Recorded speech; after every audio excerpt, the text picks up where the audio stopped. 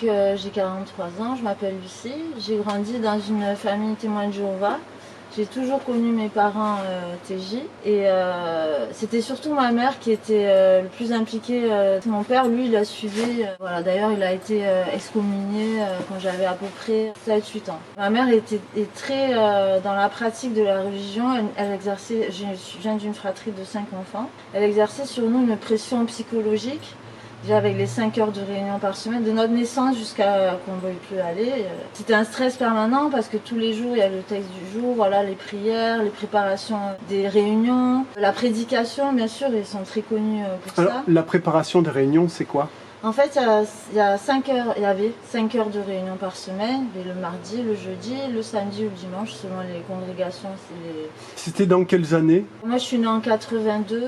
Ils ont commencé, eux, en 74-75. Et moi, j'ai quitté, j'avais 14 ans. Ça fait 95, quelque chose comme ça. Voilà, elle avait une pratique très stricte. Donc on préparait les réunions, Oui, mais comment ça? 5 réunions par semaine, et en plus il fallait les préparer. Oui. Oui, Vous faisiez quoi pour les préparer? En fait, il y a la Tour de Gare, c'est un Ça paraît toutes les 2 semaines. Oui. Voilà, ça c'était pour la réunion du samedi, donc on la lisait, on cherchait des paragraphes de la Bible, des références. Après il y avait l'école théocratique, pareil, il y avait le ministère du royaume, ça c'était le jeudi, non le mardi. Plus le mardi, en fait, à raison de 2 heures, les frères et sœurs, donc c'est comme ça qu'ils s'appellent, faisaient des sujets, des mises en situation pour la prédication. Et donc chaque semaine ça changeait, c'est les anciens c'est comme les prêtres ou c'est eux qui dirigent la... C'est un peu comme des pasteurs. Tout à fait, c'est que des hommes qui ont les responsabilités. Les sœurs elles prêchent, voilà. Elles prêchent dans la rue, elles vont faire du porte-à-porte. Voilà, maintenant on les voit les présentoirs, à l'époque ça n'existait pas.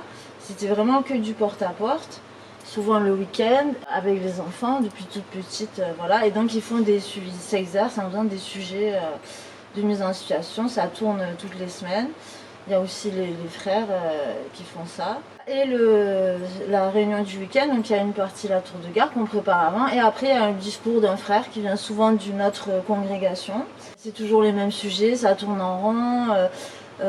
Comment bien prêcher, comment plaire à Jéhovah, comment mettre en application les principes de la Bible. Ils ont une interprétation de la Bible qui est très stricte, très carrée. On ne peut pas sortir du dogme en fait, c'est comme ça. C'est-à-dire ça va jusque dans la tenue vestimentaire, la façon d'avoir des relations sexuelles, oui. Ça couvre tous les domaines. Oui, le comportement à l'école. À l'école, il faut prêcher ses camarades. Même ses profs, si on peut. Ah d'accord. Mais alors, vos camarades, quand vous étiez petite, comment ils percevaient? Vous n'étiez pas un peu différente, non? Si, depuis la primaire, en fait, dans leurs interprétations de la Bible, ils ne fêtent pas Noël, ni les anniversaires, ni la fête des mères, ni la Saint-Valentin, ni Halloween. Déjà, Noël, moi je viens de la campagne, et pendant 1 mois, ils préparaient le spectacle de Noël. Moi, j'étais assise sur une chaise, même à la maternelle. J'étais assise sur une chaise et ma mère avait donné des instructions que je n'avais pas le droit de participer, même de préparer. Donc déjà, il y avait une mise à l'écart. Après, mes camarades, ils n'étaient pas trop dans la moquerie. Je n'ai pas souvenir de ça. J'avais la chance d'avoir 2 meilleures amies qui n'étaient pas TJ, mais qui étaient très amies avec mes parents de par leur métier similaire. Et elles, leurs parents, ils me prenaient souvent, genre mis chez eux après l'école, tout ça. Jusqu'à quel âge vous aviez le droit d'aller chez des parents non témoins de Jéhovah? Oui, j'avais le droit. Ma mère, c'est sur ça assez souple, elle les connaissait bien. Donc là-dessus, voilà. Donc vous aviez cette chance. Oui, ouais. Moi j'avais cette chance. Et l'école pour moi était une échappatoire. Finalement, vous n'étiez pas trop mal tombé à l'école avec vos petits camarades. Oui, c'est vrai.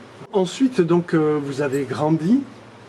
Donc alors bon, il y avait les contraintes évidemment, toutes ces réunions et tout ça. C'est possible d'étudier, de faire ses devoirs et tout ça quand on a 5 réunions par semaine. Vous faisiez du porte-à-porte vous aussi, gamine? Oui, le week-end. À partir de quel âge? Toute petite un peu. Ah bon? Ah oui, ils emmènent les enfants quand ils sont poussettes ou 2-3 ans. Et ça vous arrivait de tomber sur la maison de vos camarades d'école? Oui, c'est déjà arrivé et ça a été très gênant et je pouvais pas, je le disais pas, même si je l'aurais dit, j'étais forcée d'aller toquer à leur porte. Ça arrivait quelques fois parce que c'était petit, c'était la campagne. Ah oui, pour les devoirs scolaires, moi j'ai mon CP, je suis sortie du CP, je savais ni lire ni écrire. C'est ma grand-mère qui m'a appris en 2 mois, qui m'a appris en vacances, qui m'a appris en 2 mois, qui a une hypatégie. C'est ma mère, voilà. Donc déjà, et j'ai mon dossier scolaire et en fait on n'avait aucun accompagnement sur les devoirs. Moi j'étais en échec scolaire depuis la primaire, même à la maternelle, j'avais pas intégré bien l'alphabet, les bases en fait. Voilà, c'était paradoxal, on faisait tous les trucs des réunions, tout ça pour Jéhovah. Mais moi et mes frères et sœurs, on n'a jamais eu aucun suivi sur les devoirs. Ils allaient aux réunions parents-prof pour faire bonne figure, mais voilà. Une petite question. Vous n'avez pas connu la 1975 et la fin du monde? Non, j'en ai entendu parler par ma mère. Voilà, qu'est-ce qu'elle en disait, votre mère? Elle disait qu'il y avait des frères et sœurs qui avaient vendu leur maison, qui avaient fait des crédits, ils y croyaient vraiment. Et ils se sont trompés, voilà. Ils se sont trompés. C'est les frères et sœurs qui sont trompés ou c'est l'organisation? Le collège central, c'est vraiment oui. Qui est ceux qui dirigent alors. Voilà, ouais. C'est vraiment la Watchtower. Oui. Là, ils sont aux États-Unis. Ils étaient, je sais plus. Oui, c'est le collège. Oui. Ceux qui prennent les décisions mondiales, et que c'est très bien organisé. Donc ils se sont risqués à la fin du monde. Après 75, ils n'ont plus communiqué là-dessus. C'est latent, la fin du monde. C'est latent, Armageddon, ils appellent ça. Donc c'est l'intervention divine de Dieu sur la terre qui choisira les TJ et les autres seront détruits. Il n'y a pas d'enfer chez eux, voilà. Et comme il y a, en fait, plus il y a le Covid, des guerres, le réchauffement climatique, tout ça pour eux, c'est malsain parce que c'est les signes de la fin. Donc ils se réjouissent de toutes ces choses-là qui annoncent la venue, l'intervention de Dieu sur la terre. Mais ils disent pas de date. Mais c'est latent, c'est bientôt, ça va arriver. Et en grandissant, donc quand vous avez commencé à atteindre l'âge de raison, de réflexion, donc vers 12, 13, 14 ans, alors déjà vous avez été baptisé? Non, heureusement non. D'accord. Donc vous n'avez pas été exclu? Non. Et non. Votre famille ne vous a pas exclu? Et aucun de mes frères et sœurs n'a appris le baptême. Donc voilà. Ma mère, elle m'a toujours dit que si on avait été exclus, les rapports auraient été beaucoup plus distants avec une vie. Voilà. Et oui. Vous, qu'est-ce qui vous a amené à réfléchir, à vous dire, mais finalement, parce que quand même depuis son enfance, quand on est endoctriné, conditionné sur la fin du monde qui arrive, sur la vérité unique dans la Bible, sur etc., c'est sûr qu'il en reste quelque chose. Il n'y a que ça quasiment. Comment vous avez réussi à faire ce passage de je suis croyant par la force des choses quelque part et je ne le suis plus? Qu'est-ce qui s'est passé? Déjà, j'ai des sœurs avec qui j'ai beaucoup d'écart, 11 ans et 9 ans.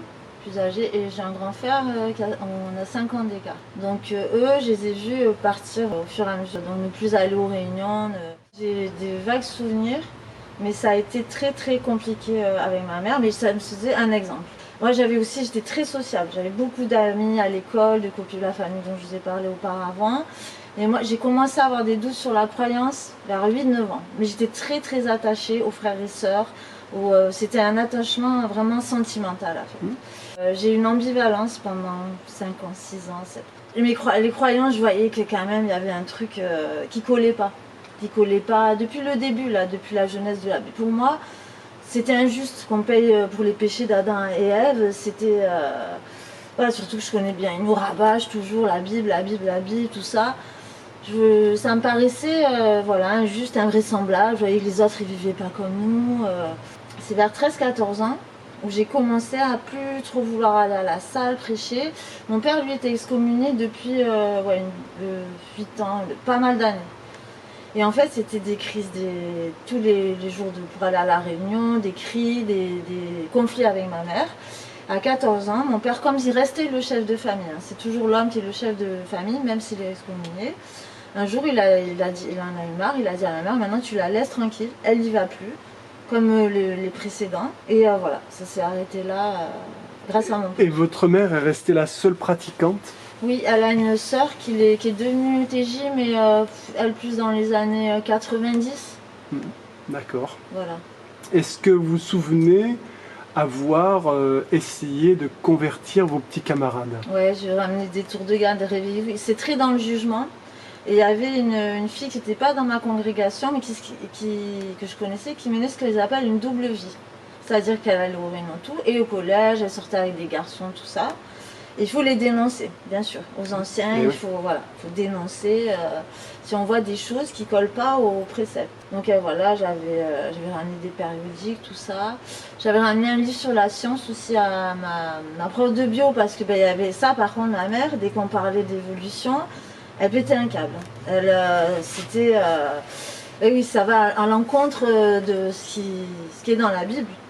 Donc voilà, ça je crois qu'on tous mes frères et sœurs, on a eu le livre à ramener à la prof de bio. Et moi, c'était un petit collège aussi, ils avaient eu mon frère, ils étaient très bien au courant, ils étaient très bienveillants, les professeurs, le corps enseignant, le directeur. Ils n'étaient pas diaboliques comme le monde est décrit. Voilà. Et c'est ça qui me faisait aussi de plus en plus douter. Je voyais qu'il y avait des gens bons et des gens méchants, et qu'il y avait les deux en fait. Et même chez les TJ, j'avais remarqué ça, je l'ai dit bien plus tard en fait. Mes parents m'ont envoyé en vacances chez un TJ qu'ils ont rencontré dans le cadre professionnel, qu'ils avaient eu une seule fois, qui était eux à Saint-Jean-de-Védas. Moi j'étais dans un bled pas à côté. Et parce qu'il avait une petite fille de mon âge, sourde. Et en fait, il a eu c'était un pédophile. Et l'inceste, voilà, l'inceste. Moi, ça par contre, ma mère nous avait toujours mis en garde sur ces trucs-là. J'étais au courant, donc il y a eu pas des trucs trop graves. Et en fait, je l'ai dit, un jour, j'avais 14 ans. Un jour, ma mère revient des assemblées. Les assemblées, ils se rassemblent en grands groupes de plusieurs congrégations différentes, dans des stades souvent. Et elle a vu ce monsieur. Et elle arrive, elle me dit, ah, t'as le bonjour de un tel. Et là, j'ai dit, ah oui, ce pédophile. Et là, elle a vu que je mentais pas. Et là, j'ai dit, voilà, moi ça. Puis j'ai dit, il était bizarre avec ses filles. Il y avait des choses. Et il y avait une petite fille de la congrégation, quand j'avais là-bas, qui m'a dit, tu sais, la dernière, donc il y avait une dernière, on va l'appeler Jeanne. Eux, ils étaient 5. Et en fait, il y avait l'aînée. Et il y avait la deuxième qui s'appelait Aurélie. Et en fait, Jeanne, c'était la fille d'Aurélie. Et les parents l'avaient fait passer pour leur fille à eux, véridique.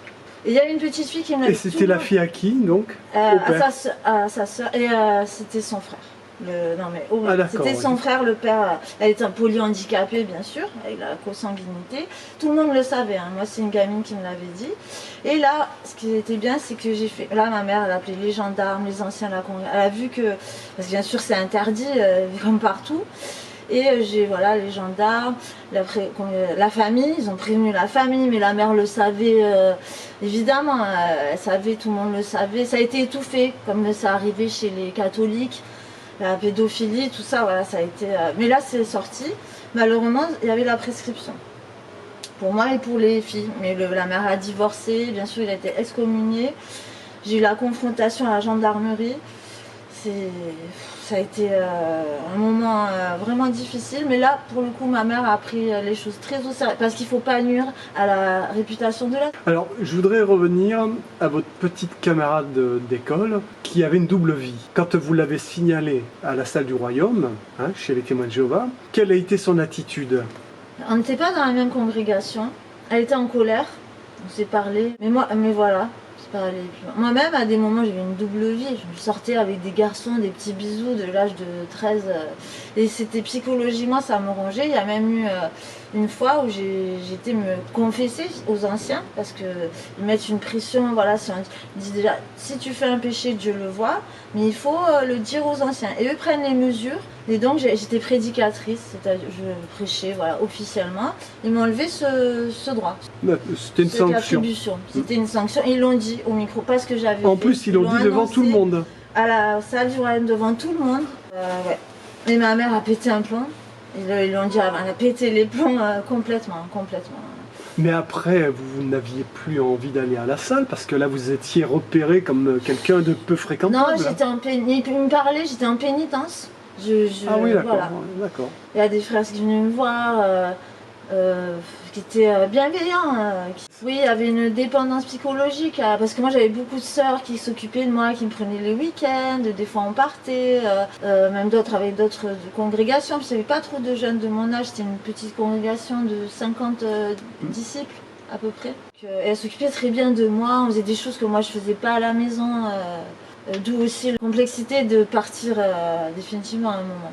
Est-ce que ensuite, donc il y a eu la vie après le moment de témoin de Jéhovah, est-ce que vous avez retrouvé d'autres valeurs, d'autres choses dans la vie pour retrouver une forme d'équilibre ça a été difficile pour vous d'enlever certains schémas qui avaient été inscrits en vous Oui, il y en a. c'est déjà la suspicion envers le monde, la mise à l'écart. Comment jouer ensuite sa partition dans le monde si dans votre tête le monde était satanique? C'est difficile peut-être, non? C'était surtout la culpabilité quand je faisais des choses, quand je faisais des choix que je savais qui n'étaient pas en adéquation avec l'enseignement que j'avais reçu. Puis j'étais toujours fusionnelle avec ma mère.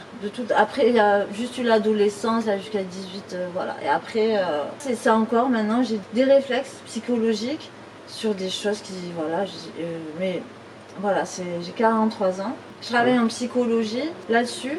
Donc c'est moins compliqué qu'avant. Après les fréquentations, je voyais que j'avais vu que chez les TJ, il y avait des gens mauvais aussi, mal intentionnés. Donc ce truc-là que le monde était dangereux, je me disais que je prenais les mauvaises décisions parce que je racontais toute ma vie à ma mère.